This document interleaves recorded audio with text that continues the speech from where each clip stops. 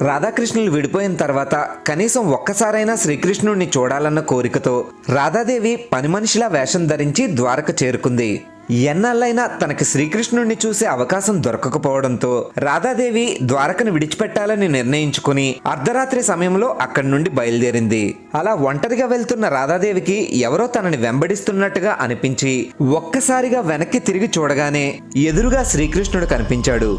దాంతో రాధాదేవిలో ఒకవైపు శ్రీకృష్ణుడిని చూశానన్న ఆనందం, మరోవైపు శ్రీకృష్ణుడిని ఇంకెప్పుడు చూడలేనన్న ఆవేదన మొదలైంది. అది గమనించిన శ్రీకృష్ణుడు రాధాదేవిని ఏదైనా వరం కోరుకోమన్నాడు. శ్రీకృష్ణుడితో శాశ్వతంగా ఉండాలని కోరుకోవడానికి బదులు రాధాదేవి చివరిసారిగా తన కోసం వేణుగానాన్ని వినిపించమని కోరుకుంది.